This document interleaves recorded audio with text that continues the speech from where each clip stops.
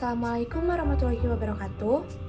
Kami dari kelompok 2 kelas D yang beranggotakan Fani, Astuti, Pinkan, Mila, Elena, Javanka, Valia, dan Rifatul akan mempresentasikan hasil diskusi kelompok kami mengenai kelenjar tiroid yang meliputi sintesis, sekresi dan metabolisme hormon tiroid, mekanisme aksi, serta gangguan kadar hormon tiroid. Kelenjar tiroid adalah kelenjar hormon yang berbentuk kupu-kupu yang terletak pada bagian depan bawah leher. Kelenjar tiroid mengendalikan metabolisme dalam tubuh dan sangat berperan penting dalam kesehatan.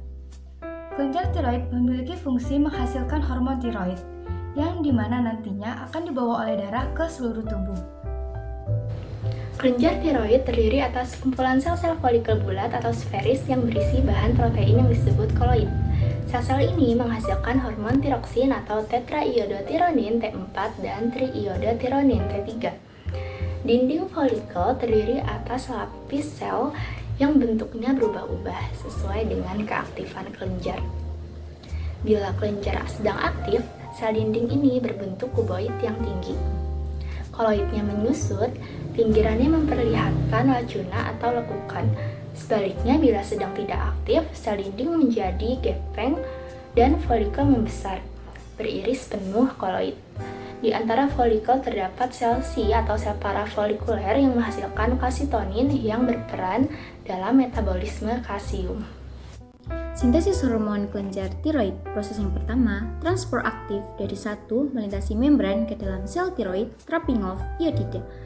Proses yang kedua, oksidasi dari iodida dan iodinasi dari residu tirosil dalam tiroglobulin. Proses yang ketiga, penggabungan molekul iodotirosin dalam tiroglobulin membentuk T3 dan T4. Proses yang keempat, proteolisis dari tiroglobulin dengan pelepasan dari iodotirosin dan iodotironin bebas. Proses yang kelima, diodinasi dari iodotirosin di dalam sel tiroid dengan konservasi dan penggunaan dari iodida yang dibebaskan. Proses yang keenam, di bawah lingkungan tertentu, diodinisasi 5 dari T4 menjadi T3 intratiroidal. Dan yang terakhir, sintesis hormon tiroid melibatkan suatu glikoprotein unik, tiroglobulin, dan suatu enzim esensial peroksidase tiroid atau TPO. Sekresi hormon kelenjar tiroid. Proses sekresi hormon ini dimulai dengan proses endositosis koloid oleh sel folikel kelenjar. Di dalam sel butir-butir koloid ini meleburkan diri dengan lisosom yang mengandung enzim proteolitik. Enzim ini memutuskan ikatan polipeptida antara senyawa iodotironin dengan tiroglobulin sehingga di dalam sitoplasma didapat MIT, DIT, T4, dan T3. MIT dan DIT tetap di dalam sitoplasma untuk didaur ulang dengan bantuan enzim mikrosom iodotirosin deiodinase yang membebaskan iodium kembali. Sedangkan T3 dan T4 akan disekresikan ke dalam sirkulasi darah. Proses endositosis koloid ini dirangsang oleh TSH. Mekanisme kelenjar tiroid. Pertama, pada awalnya hipotalamus akan menghasilkan TRH atau tritropin releasing hormone yang akan memacu kelenjar pituitari atau hipofis untuk menghasilkan TSH atau tritropin stimulating hormone.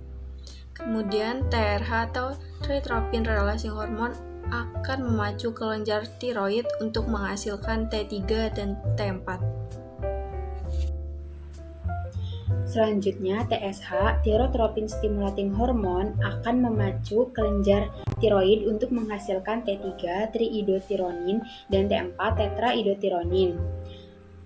Jika hormon tiroid diproduksi dalam jumlah sedikit, maka TSH akan meningkatkan nilainya untuk memicu agar kelenjar tiroid dapat menghasilkan T3 dan T4 dalam jumlah yang cukup. Sebaliknya, jika terjadi peningkatan produksi T3 dan T4, maka TSH akan menurunkan jumlahnya agar tidak terbentuk dan T3 dan T4 lagi. Demikian mekanisme kerja dari kelenjar tiroid. Selanjutnya, terdapat gangguan kadar hormon kelenjar tiroid, di mana hipotiroid adalah gangguan tiroid yang terjadi akibat berkurangnya aktivitas kelenjar tiroid dalam memproduksi hormon. Hipotiroid dapat berdampak pada melambatnya metabolisme dan pertumbuhan tubuh yang ditandai dengan adanya perubahan siklus menstruasi, konstipasi, depresi, rambut kering dan mudah rontok, kulit kering, gangguan jantung dan peningkatan kadar kolesterol jahat atau LDL, low density lipoprotein, tidak tahan dingin, kesemutan, kram otot, rasa lemah atau lelah, kesulitan konsentrasi atau menurunnya kemampuan intelektual, obesitas, dan pembengkakan kelenjar tiroid. Selanjutnya, gangguan kadar hormon kelenjar tiroid. Hipertiroid merupakan kondisi kebalikan dari hipotiroid, yaitu saat kelenjar tiroid yang terlalu aktif banyak memproduksi hormon. Dampaknya, metabolisme tubuh jadi meningkat lebih cepat dan hal ini bisa membawa dampak negatif tersendiri. Hal ini dapat ditandai dengan meningkatnya nafsu makan, mudah emosi atau ketidakstabilan emosi, delusi dan halusinasi, sesak napas, jantung berdebar atau gangguan irama jantung, hipertensi, berkurangnya atau kehilangannya siklus menstruasi, berat badan yang cepat turun tanpa sebab jelas, keringat berlebihan, tangan dan kaki gemetar, dan pembengkakan kelenjar tiroid. Cukup sekian yang dapat kami sampaikan. Mohon maaf apabila ada kesalahan. Terima kasih atas perhatiannya. Wassalamualaikum warahmatullahi wabarakatuh.